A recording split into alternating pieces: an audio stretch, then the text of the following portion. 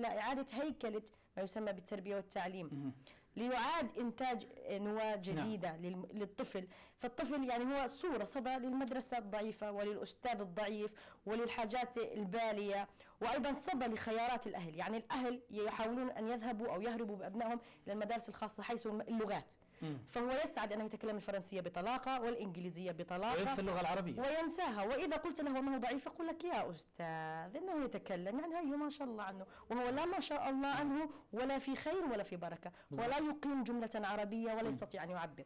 أعتقد أن البيت بالدرجة الأولى مسؤول، والمشهد اللغة العربية. أنت عربية، يجب أن تتحدث اللغة العربية وبطلاقة.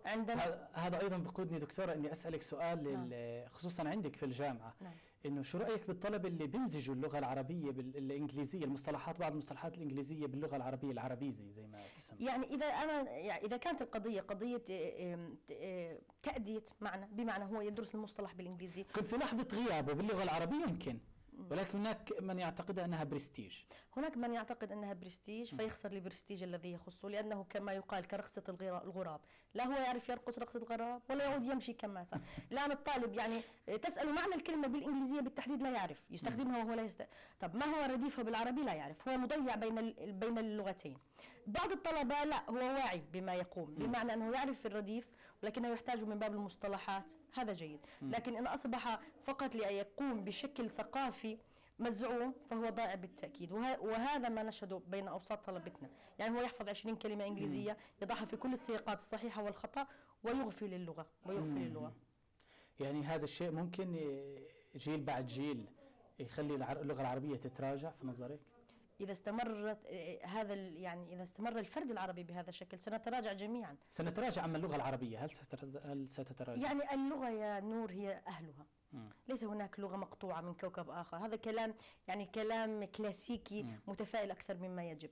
يعني الآن انظر ما يشهد الحضارة لم تعد باللغة العربية، لأن الآخر من ينتجها بالفرنسية والإنجليزية والصينية والهندية فتأخذ الاسم. أين المنتج العربي؟ غائب تماما، لأن الحضارة غائبة تماما. نحتاج إلى صحوة عربية فتستيقظ العربية بكل قوتها.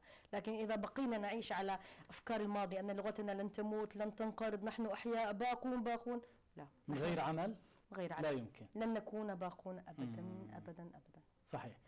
هلا أنا بحاول أمزج ما بين واقعك العلمي وواقعك الشخصي. نعم. دميتك الصغيرة تعلقتي فيها وأنت صغيرة. نعم. ما بعرف أخر شيء بالنسبة إليك. ستتفاجأ يا نور، أنا أود أن أتفاجأ. أنا من الذين استيقظوا متأخرين وصاروا سريعا. يعني ستتفاجأ أني وصلت تقريبا سن 17 وأنا ألعب بالدمية بشكل جاد، ليس 17 سنة تماما، يعني مغيبة عن الواقع. ولذلك أنا لم أعيش فترة مراهقة أبدا، لأنني بقيت كذلك حتى انتهيت من فترة التوجيهي. بعد التوجيهي تفاجأت أن أدخل الجامعة، وكانت الصدمة أنني لا أستطيع أن أكمل اللعب ولا أستطيع الاحتفاظ بألعابي، وأصبح محرجا أن أقول لصديقاتي تعالوا لتلعبوا معي. ففي لحظة قررت أن أكبر، يعني تماما. أنت قررت قرار إنه أنا اليوم بدي أكبر. بالضبط، هذا اليوم يكفي. ولعبي يعني خرجت على التقاعد، وكان لي عندي في أسرتي هناك غرفة مخصصة لي ولإخوتي للعب، فهجرت الغرفة لأنها لم تعد مناسبة، وبدأت بمشروع يعني ماذا أستطيع أن أفعل الآن. وانطلقت في هذا المشروع، ولكن أعتقد أن هذه التجربة جميلة. واجهتي صعوبة؟ لم أواجه صعوبة، لأن هذه فترة الطفولة الطويلة والحنان القوي والأمهات المتعددات. يعني أنا كنت محظوظة أن والدتي رائعة، ثم لي خالات رائعات وزوجات خال، الحمد لله، جميعهم كانوا يغدقون علي الحب بشكل استثنائي ما شاء الله. وربما هذا هو السبب، يعني أنني خرجت مكتفية بالحب وقادرة أن أحب كل هذا الكوكب. هذه تجربة جميلة. الحب هذا المصطلح الرائع سوف نتحدث عنه بعد قليل بعد هذا الاتصال. تفضل.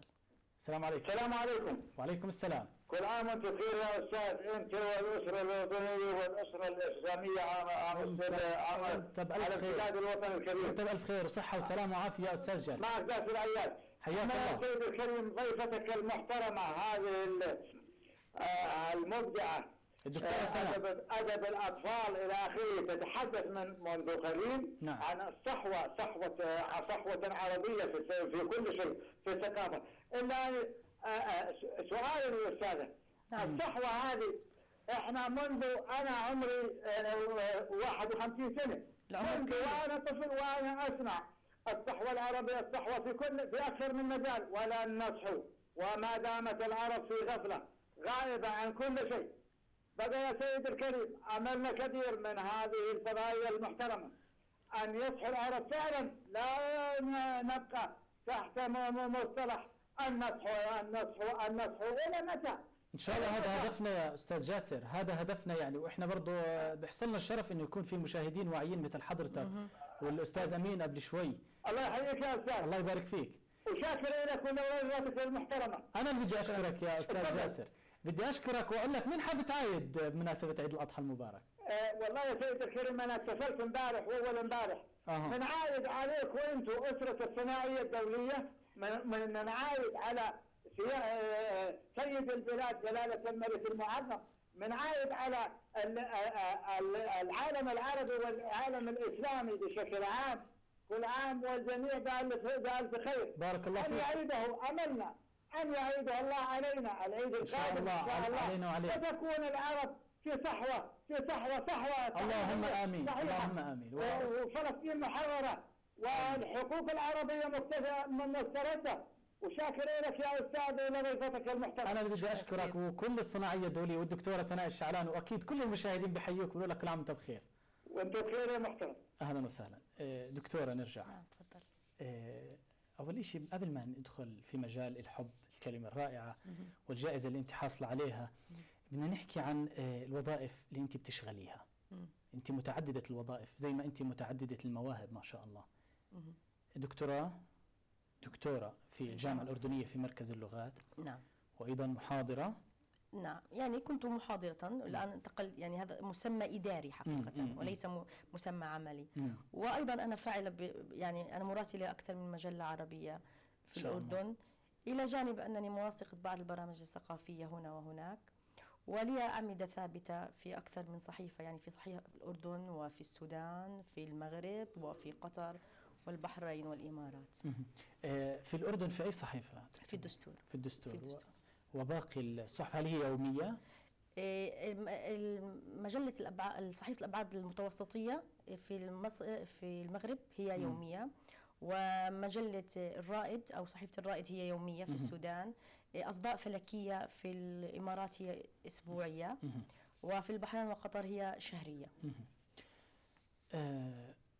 دكتورة أنت متفرعة إذن في أنحاء الوطن العربي، مثل ما أنت متفرعة في المواهب، ولكن قلبي إن شاء الله الحمد لله. نتشرف. يعني أعتقد نور أن المبدع بالذات المبدع إن كان إلى جانب ذلك أكاديميا يجب أن يكون تفكيره أكاديمي. صحيح. بمعنى عنده مشروع الزمني ومشروع الوقتي ومشروع الإبداعي، ماذا يريد أن ينتج، ماذا يريد أن يفعل، متى يريد ذلك، لماذا لا. يعني أي شيء يخرج عن مشروعي حقيقة لا أقبل. يعني تأتي هناك عروض للعمل، عروض للعمل في بعض الأشياء الإعلامية، في بعض الأشياء الثقافية لا تناسب مشروعي، وإن كانت أحيانا أفضل مني يعني، ولكن لا أندمج بها، لأن يجب أن يكون هناك مخطط. إذا ضاع المبدع سرق كل ما ينتجه. ولذلك بعض زملائي وتحية لهم جميعا هم مبدعون بالسليقة، ولكن سرقهم العمل الإعلامي بالدرجة الأولى. نتفاجأ أنه بعد 20 سنة من العمل الإبداعي الإعلامي لم يخرج أي منتج إبداعي، وبمجرد خروجه من العمل الإعلامي ينتهي إبداعيا. لذلك يجب أن لا تسرق الأضواء المبدع، يجب أن يكون الإنجاز صحيح. هو الشيء النهائي. مزبط. ولذلك أنا يهمني مثلا أن أنتج شيء إبداعي أكثر من أن أشارك بمؤتمر، أن أنتج شيء إبداعي أكثر من أن أسافر وأحاضر. المؤتمر أو السفر والمحاضرة التي سوف تلقينها ربما تعود بالفائدة عليك أو على نسبة قليلة من الناس، بينما إبداعك وكتاباتك يمكن أن يقرأها العديد والكثير من الناس. بالضبط. وهي باقية أيضا، يعني وهي باقية. المحاضرة من سيحضر 1000 2000 3000 وينتهي. صحيح. لكن الكتاب يعيش مئات السنوات. نعم. ولكن مؤلفات كثيرة الحمد لله. ما هي؟ يعني بعضها الآن أنا عندي أكثر من 32 مؤلف يعني، وهذا شيء جميل. في مجال الرواية عندي رواية سقوط في الشمس، في مجال النقد وهو تخصصي عندي الأسطورة في روايات نجيب محفوظ والساد الغرائبي. في مجال الإبداع القصصي عندي أكثر من 11 مجموعة منها، ومعظمها بالمناسبة يعني حاصل على جوائز ومنتج من الجهات التي أعطت الجائزة. عندي مجموعة قافية العطش، مجموعة الكابوس، مجموعة الهروب إلى آخر الدنيا، مذكرات رضيعة، أرض الحكاية، والجدار الزجاجي. والجدار الزجاجي بالذات أنا أفخر به، لأنه كان أول إصدار تنتجه الجامعة الأردنية على نفقتها عبر تاريخها. أي عام؟ في عام 2005. عام 2005. الجامعة الأردنية مثلها مثل الجامعات الأردنية الأخرى تتجه إلى الاتجاه الأكاديمي البحت، قلما تغامر بإنتاجات إبداعية. وأنا أفخر أنها كانت أول منتج تنتجه الجامعة بتاريخها، وأول منتج قصصي، وأول منتج يأخذ فيما بعد جائزة، وأول منتج للطالبة. أنا كنت وقتها طالب دكتوراه ولست أستاذة جامعية، فكانت مغامرة جميلة ويعني استثنائية. وتحية من هذا الموقع وجهها للأب قبل أن يكون الأستاذ الدكتور عبد الرحيم الحنيطي، لأنه لطالما كان مؤمنا بي وبكل المبدعين، وقام بخطوات رائدة إبان إدارته للجامعة الأردنية في مجال دعم المبدع. وأنا من الذين حظوا بهذا الدفء وهذا التدفق الإنساني الرائع منه. يعني أنت محظوظة؟ نعم أنا موفقة. موفقة يعني لأنها كلمة محظوظة مرضية الله يرضى عليك. والله يا نور. يعني كلمة محظوظة دائما يعني تحيلنا إلى العبثية، صدفة. صح. وأنا لا أؤمن بالصدف، هذه الصدف كلام المجانين والفاشلين. أنا أؤمن بأن هناك إنتاج ثم يأتي سبحان الله تعالى ويوفق. أنا موفقة الحمد لله. الحمد لله.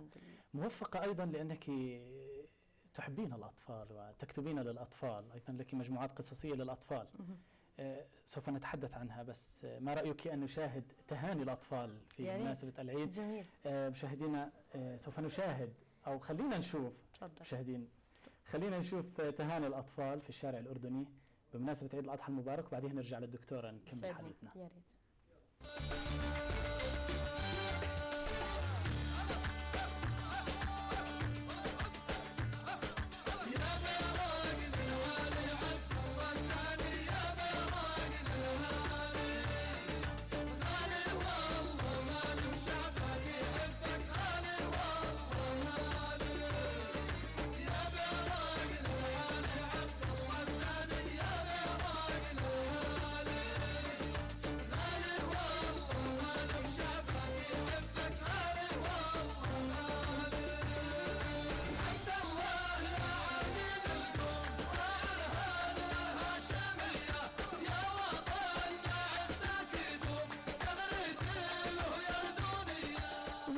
جلالة الملك بأحلى مناسبة عيد الأضحى.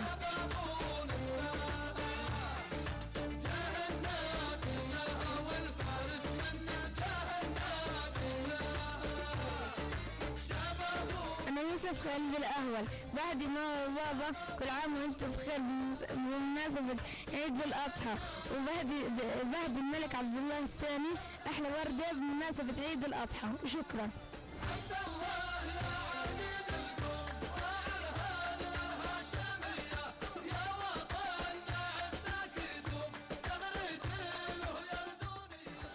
بهني جلالة الملك بقول كل عام وانتم بخير.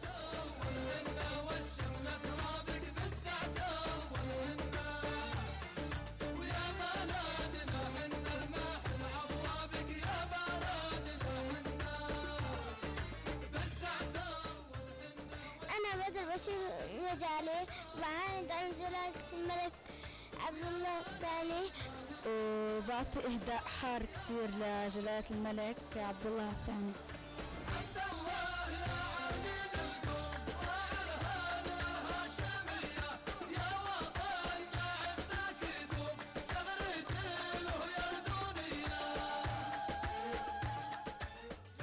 وأنا بعطي إهداء خاص للملك عبد الله والملكة رانيا، بعيد على جلالة الملك عبد الله حسين ولجلالة الملكة رانيا، بحب أقول لهم كل عام وانتم بخير.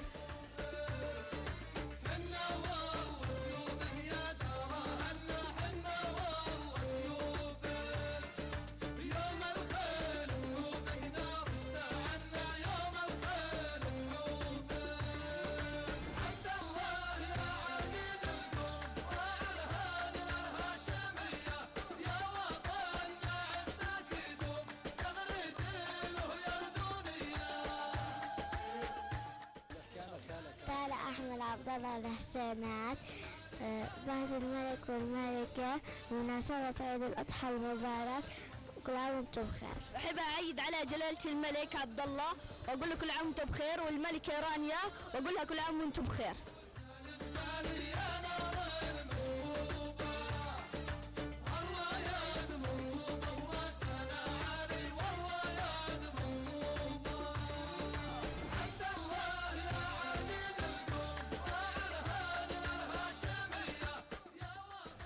محمد أحمد عبد الله الحسينات بهدي الملك والملك بمناسبة عيد الأضحى المبارك. كل عام وانتم بخير. بهني الشعب الأردني وبهني جلالة الملك عبد الله، وبقول لكل الأمة العربية كل عام وانتم بخير.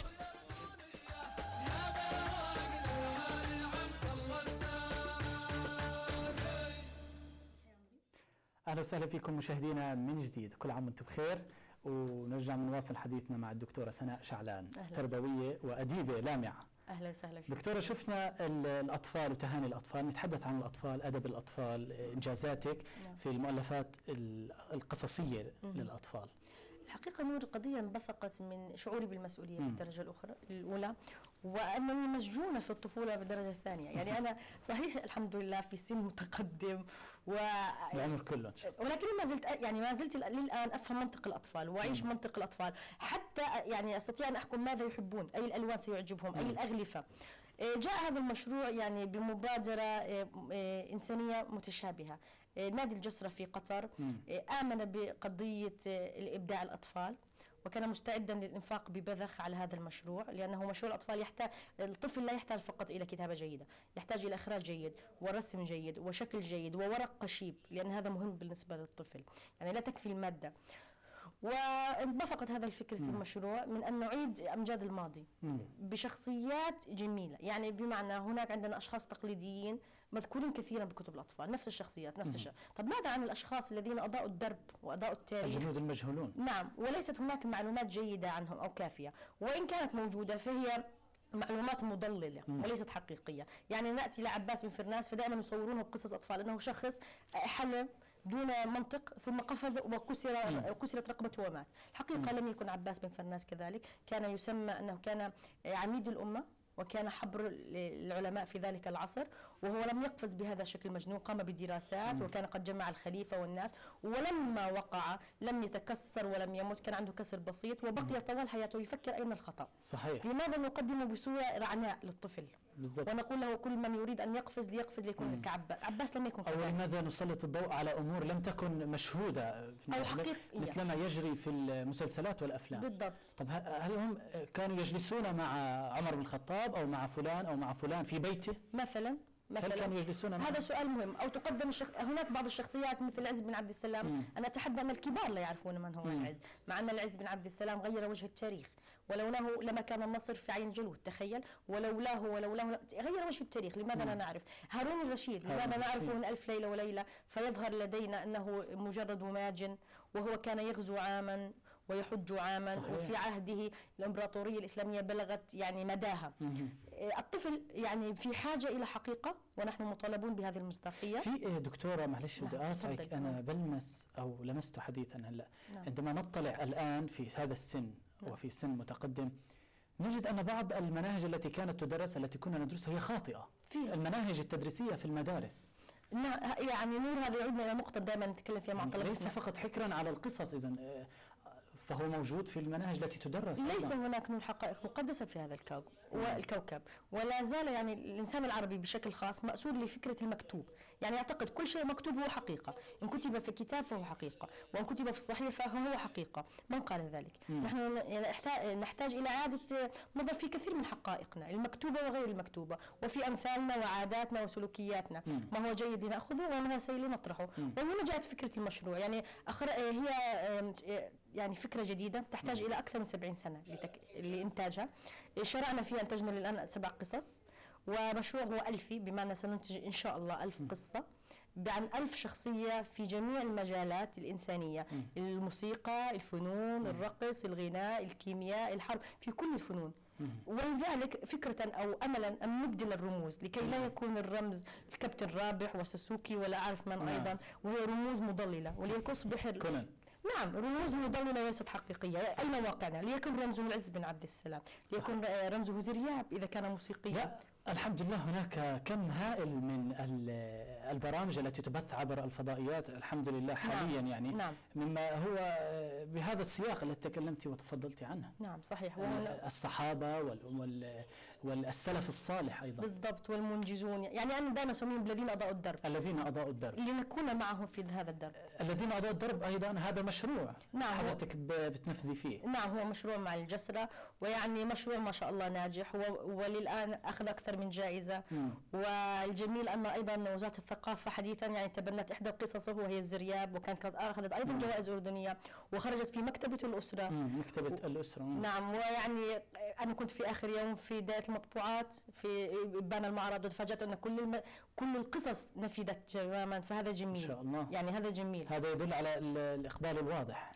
يدل على الإقبال ونجاح. ويدل على أن هذا المشروع التي جاءت به جلالة الملكة ودعمته وزارة الثقافة أنه مشروع عملاق توفرت له النيات الطيبة والإنجاز الجيد، فخرج بشكل مختلف، وأكد على أن المواطن الأردني ليس كما يدعي غير مثقف أو لا يقرأ، هو يقرأ إن أتيح له ذلك ضمن إمكانياته صحيح. المالية. الآن وصلنا إلى العشق وجائزة العشق. نعم. التي حصلت عليها. نعم. بس دعينا نأخذ اتصال. أرجوك تفضل. ألو. السلام عليكم. وعليكم السلام. كيف حالك أستاذ نور؟ أهلا يا محمد، كل عام وأنت بخير. وأنت بخير الصحة والسلامة.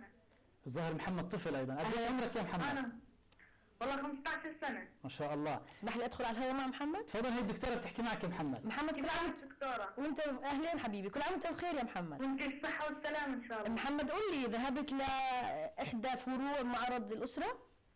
لا والله إن شاء الله قريبا يعني. لا، كان لازم تصمم، لأنه لازم تعرف إنه كل سنة في شهر 11 في معرض على تقييم وزارة الثقافة، وفي كتب كتير حلوة لازم تحضرها يا محمد، صح؟ إن شاء الله. قل لي يا محمد، بتقرأ؟ شو بتقرأ يا محمد؟ بقرأ كتب عن الصحابة وهيك. حلو كتير، وبتستفيد منها؟ الحمد لله. طيب شو آخر كتاب قرأته يا محمد؟ آخر كتاب عن عمل عمر بن الخطاب رضي الله عنه. ما شاء الله. رائع رائع يا محمد. شطور. نور. تفضل. ما شاء الله عليك، أنت أول الشاشة يعني. شكرا يا حمد. شكرا حبيبي. وبدي أحب أعيد على جلالة الملك عبد الله. تفضل. وعلى بابا وماما وعلى كل اللي بيعرفوني. واحنا كمان بنعيدك ونعيدهم يا حموده، وكل عام وانت بخير حبيبي. وانت بخير. شكرا كثير لك. سلام عليكم. سلام. يعني جيد ايضا انه جميل. هناك اطفال يتجرؤون ويتحدثون ويقرؤون، وجميل يعني هذا. جميل. وهذا يعني رد على سؤال زميلنا واستاذنا اللي اتصل قبل قليل.